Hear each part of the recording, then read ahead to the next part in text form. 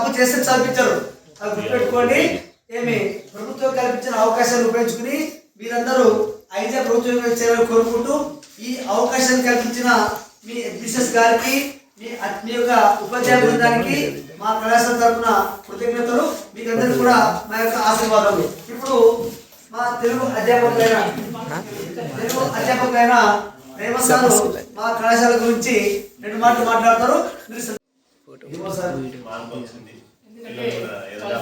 చదవాలన్న face లో కళ ఉట్టిపడుతుంది అన్నమాట.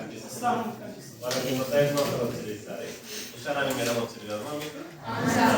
ఉషారాణి మేడం నేను ఒకే స్కూల్లో పనిచేసినాం మొన్నటి వరకు.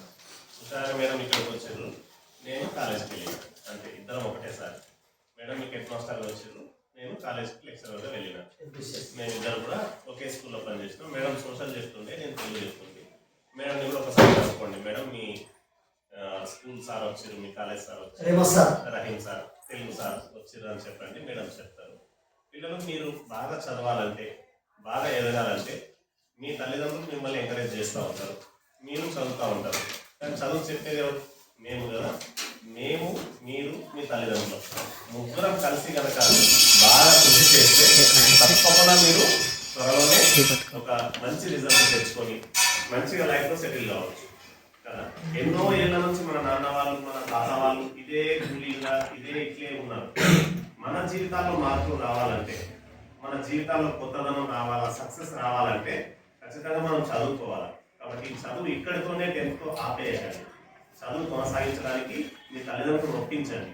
అడగండి, మమ్మీ ప్లీజ్ నేను చదువుకుంటా, ఇంకొద్ది రోజు, డాడీ ప్లీజ్ ఇంకొన్నాళ్ళు నేను చదువుకుంటా, నాకు వద్దనిపించినప్పుడు నేను మళ్ళీ మీ దగ్గరకు వచ్చి పని చేస్తానండి, అప్పటి వరకు అయితే చదివించండి అని మీరు అడగండి. తప్పకుండా ఒప్పుకుంటారు. మీరు వాళ్ళు వద్దనగానే సరేలే, పోనగానే సరేలే, పోతలే అంటే ఒప్పుకోవాలంటారు. మరి అంటే మీరు పని చేసే వయసు వచ్చింది కదా మీకు, వాళ్ళు కూడా మీరు పని చేస్తే బాగుంటుందని కోరుకుంటారు. కానీ మీరు బాగా చదివితే 10th మంచి రిజల్ట్ చూపిస్తే తప్పకుండా వాళ్ళు మిమ్మల్ని చదివిస్తారు. 10th తర్వాత ఇంటర్ కాలేజీలో నుంచి, ప్రైవేట్ కాలేజీలో నుంచి చాలా మంది వస్తారు, రకరకాలు చెప్తారు. అవన్నీ నమ్మొద్దు. ఇదే స్కూల్ నుంచి ఉషారాణి అని లాస్ట్ 10th ఇయర్ బ్యాచ్ అమ్మాయి ఉషారాణి షాంగ్ ఎంపీసీలో వాళ్ళంతా మీకు ఆ ఫోటోలో కనిపిస్తారు. వాళ్ళని అడగండి ఒకసారి. 5th జూనియర్ కాలేజ్ నుంచి మీ సార్ వాళ్ళు వచ్చారు, ఎట్లుంది ఆ కాలేజీలో ఒకసారి అడగండి. వాళ్ళే చెప్తారు ఈ కాలేజ్ అంటే ఏంటి, ఈ కాలేజ్ ఎంత అనేది. ఇక్కడ మీరు ఈ స్కూల్లో ఎటువంటి బెస్ట్ టీచర్స్, ఎటువంటి బెస్ట్ స్టాఫ్ మీకైతే కనిపిస్తున్నారో, ఎట్లయితే హ్యాపీగా చదువుని కొనసాగిస్తున్నారో అదే హ్యాపీగా, అంతే సంతోషంగా, అదే జాయ్ఫుల్ లర్నింగ్ మళ్ళీ గవర్నమెంట్ జూనియర్ కాలేజ్ హైదరాబాద్ దొరుకుతుంది. కాబట్టి మీకోసం మేమంతా ఎదురు చూస్తున్నాం. మీరంతా 10th ఎగ్జామ్స్ మంచిగా రాసి బెస్ట్ రిజల్ట్ తెచ్చుకొని మా దగ్గరికి రండి. మీ కోరికలు ఏవైతే ఉన్నాయో, మీ లక్ష్యాలు ఏవైతే ఉన్నాయో, అంటే బాగా చదివి మంచి ఉద్యోగం సంపాదించాలనో, లేదంటే మంచిగా ఎదగాలను, ఆ ఆశలు, కోరికలు ఏవైతే ఉన్నాయో, మీ తల్లిదండ్రుల ఆశలు, మీ కోరికలు, మీ లక్ష్యాలు నెరవేర్చడానికి మేమంతా సైనికుల్లాగా పనిచేయడానికి సిద్ధంగా ఉన్నాం. మిమ్మల్ని గెలిపించడానికి మేము సిద్ధంగా ఉన్నాం. మేము ఎదురు చూస్తూ ఉన్నాం మీ విజయం కోసం, మీ సక్సెస్ కోసం. మరి మీరు కూడా మీ విజయం కోసం, మీ సక్సెస్ కోసం అంతే ఎదురు చూస్తూ ఉంటే తప్పకుండా త్వరలో జరగబోయే 10th ఫైనల్ ఎగ్జామ్స్ బాగా రాసి రిజల్ట్ ఎట్లా మే లోపలనే వచ్చేస్తుంది. June 1st కల్లా కాలేజ్కి రండి. మేము ఎదురు చూస్తూ ఉంటాం మీ గెలుపు కోసం, మీ విజయం కోసం. ఓకేనా? మీరందరూ గెలవాలని, మీరందరూ జీవితంలో సక్సెస్ కావాలని, మీ పేరెంట్స్ మరియు మీ కళలు నిజం కావాలని మనసారా కోరుకుంటూ మీ అందరికీ 10th ఎగ్జామ్స్ కోసం ఆల్ ది బెస్ట్ చెప్తూ మరియు వెల్కమ్ కూడా చెప్తున్నాం మా కాలేజీ కోసం. మా కళాశాలలో చదువుతున్నటువంటి విద్యార్థులు కొంతమంది, అంటే పూర్తి నాకు అమూల్యం ఎవరికి లేదు, నాకు ఇచ్చినటువంటి వాళ్ళ పేరు చేస్తున్నాండి. Venkatesh second year CEC,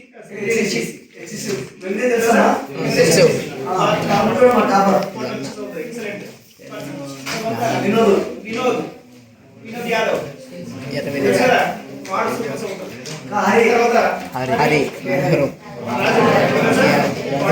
హెచ్ఈసిలోనే topper. Okay, ఇదే పాఠశాలలో చదివి వెళ్ళిపోయినటువంటి వ్యక్తి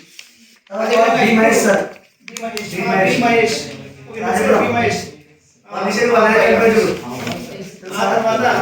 ఇప్పుడు ఫస్ట్ ఇయర్ సిఇసి ఉషారాణి పెరిగినట్టు. ఓకే, ఇప్పుడు నెక్స్ట్ మార్చిలో జరగబోయేటువంటి ఇంటర్మీడియట్ ఎగ్జామ్ లో ఆ అమ్మాయి సిఇసి నుంచి టాపర్ ఉంటుంది, స్టేట్ టాపర్. ఓకేనా? ఇంకా రాలే, నెక్స్ట్ ఎగ్జామ్ వస్తాం. ఓకే, ఇంకా పిల్లలు పేరు తెలియదు అంతగా, వాళ్ళ ఊళ్ళో తెలియదు ఇంకా. కాబట్టి తెలిసిన కాకపోతున్నా ఇదే స్కూల్ నుంచి చదివిపోయి వాళ్ళంతా పర్ఫెక్ట్గా చదువుతున్నారు. కారణం ఏంటంటే అక్కడ అనుభవజ్ఞులైనటువంటి అధ్యాపకులు ఉన్నారు. ఆ కళాశాలలో మా కళాశాలలో చేరితే మంచి డిసిప్లిన్ ఉంటుంది.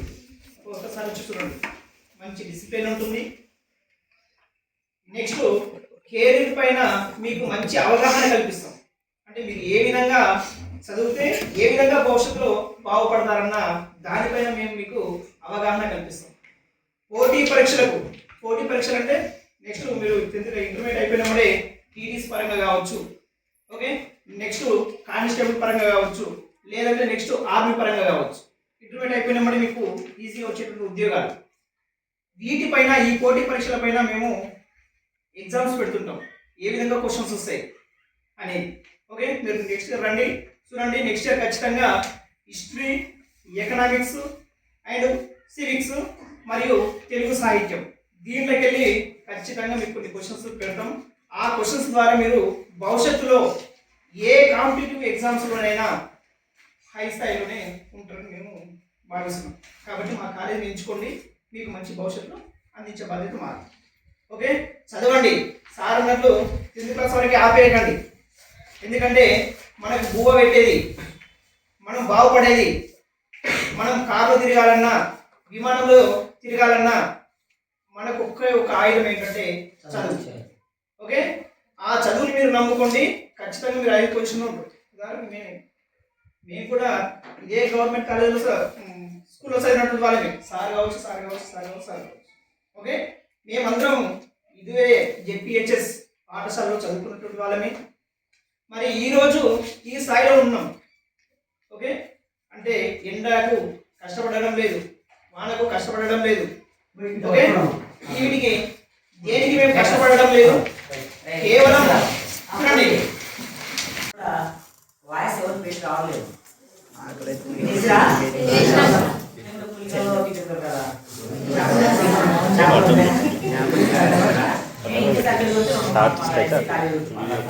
చాలా మంది 10th వరకే హిందీ సబ్జెక్ట్ ఉంటుందని చెప్పేసి అనుకుంటున్నారు.